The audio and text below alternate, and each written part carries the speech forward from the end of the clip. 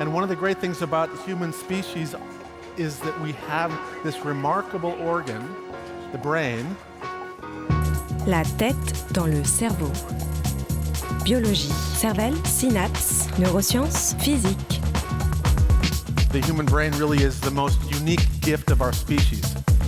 Avec Christophe Rodeau. Après un accident vasculaire cérébral, il est possible de se mettre brusquement à parler avec un accent étranger. La tête dans le cerveau.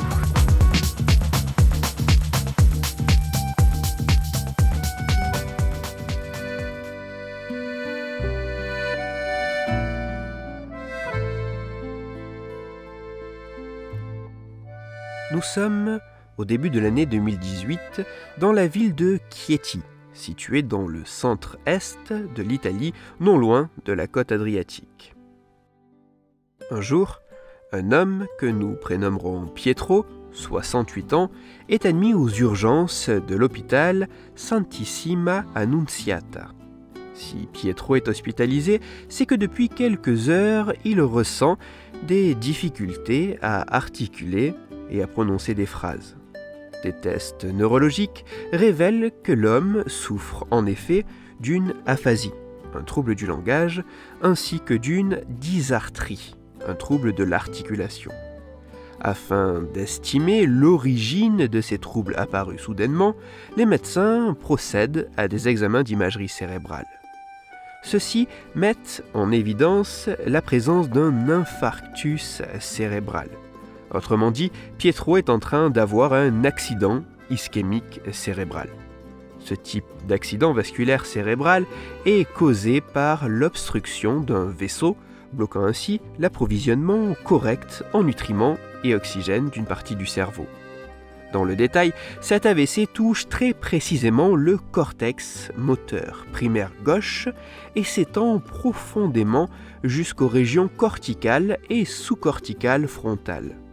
Pour traiter cet infarctus, pouvant entraîner de lourds dommages cérébraux, l'équipe médicale met en place un traitement médicamenteux visant à détruire le caillot obturant le vaisseau sanguin cérébral. Le traitement ayant fait son œuvre, le caillot totalement éliminé et l'ensemble du cerveau de Pietro de nouveau irrigué, de nouveaux tests sont mis en place afin d'évaluer l'état du patient. Ces résultats montrent que tous les symptômes dont souffrait l'homme ont disparu. Mais un nouveau est apparu. Pietro parle de nouveau italien de manière totalement correcte, mais avec un accent allemand.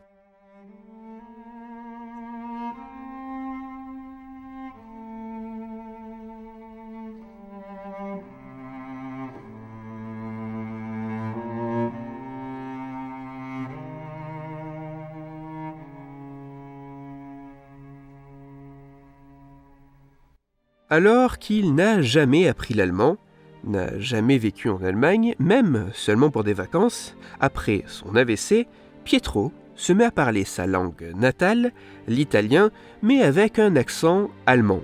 L'homme est conscient de l'apparition de ce nouvel accent sans pour autant pouvoir l'expliquer ou le réprimer.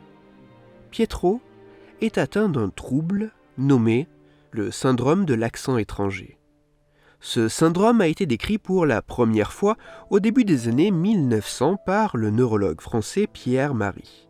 Les personnes qui en sont atteintes parlent généralement leur langue maternelle, mais avec un accent non natif que les autres auditeurs perçoivent comme étranger. Tout ceci alors même que les personnes qui souffrent de ce syndrome n'ont jamais eu d'exposition personnelle ou familiale antérieure à l'accent étranger qu'ils adoptent. Un an après son AVC, Pietro n'a plus aucun des symptômes qui étaient présents lors de son entrée à l'hôpital. Par contre, son accent allemand est lui toujours bien présent.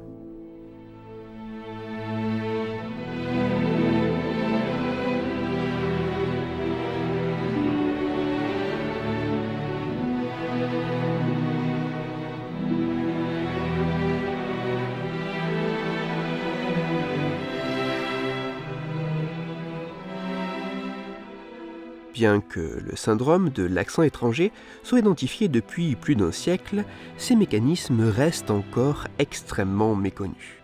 Alors que pour certains chercheurs, ce syndrome serait dû à une altération des processus de planification et de coordination articulatoire lors du langage, pour d'autres, au contraire, ce syndrome pourrait refléter purement et simplement l'acquisition d'un nouvel accent. Même s'il n'existe probablement pas une seule région qui serait à elle seule responsable du contrôle total de l'intonation et de l'accent, l'étude d'autres patients atteints du même trouble que Pietro laisse penser que ce syndrome pourrait apparaître si une lésion cérébrale entraîne l'interruption des voies corticales et sous-corticales qui relient les zones préfrontales et prémotrices au réseau cérébral traitant le langage.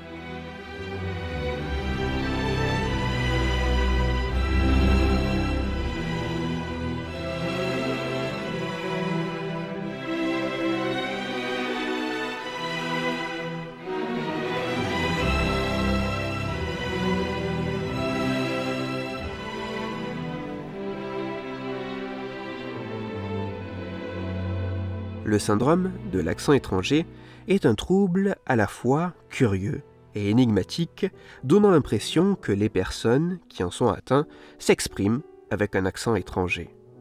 Ce trouble semble pouvoir survenir notamment à la suite de lésions au niveau de plusieurs régions cérébrales possibles participant au langage et à l'articulation. C'est en altérant d'une manière assez particulière la musique des mots prononcés que cette impression d'accent étranger pourrait apparaître. Mais même si la recherche a progressé, le syndrome de l'accent étranger demeure encore bien mystérieux. C'est en étudiant ce qui peut parfois dysfonctionner qu'il est également possible de mieux comprendre le fonctionnement normal de notre cerveau.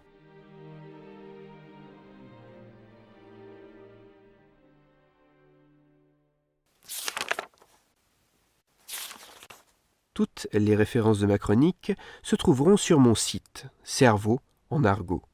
Pour approfondir la chronique d'aujourd'hui, je vous renvoie à un ouvrage que j'ai l'habitude de vous conseiller parce qu'il raconte de fascinantes études de patients eux aussi fascinants. Ce livre a pour titre « L'homme qui prenait sa femme pour un chapeau ». Il est écrit par Oliver Sacks et il est publié aux éditions du Seuil. Dans cette chronique, il a notamment été question de langage. C'est pour cela que je vous renvoie à l'épisode numéro 121 de La tête dans le cerveau, dans lequel vous découvrirez ou redécouvrirez que sans pour autant en être conscient, nous glissons des indices dans les mots que nous prononçons afin de lever des ambiguïtés pour peut-être un peu mieux nous comprendre.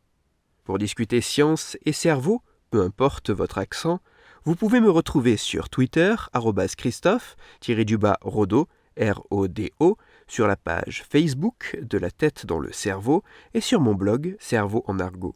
Si vous avez des questions ou des sujets dont vous voudriez que je parle, ou simplement des retours à me partager, n'hésitez pas à me le faire savoir directement sur mon compte Twitter, sur la page Facebook ou par mail à l'adresse latettedanslecerveau@gmail.com. Toutes mes chroniques, y compris celles-ci, sont disponibles en réécoute sur mon podcast La tête dans le cerveau, à retrouver sur SoundCloud, Deezer, Spotify, Google Podcast, iTunes, Apple Podcast et toutes les autres plateformes de podcast. Christophe Rodo. La tête dans le cerveau.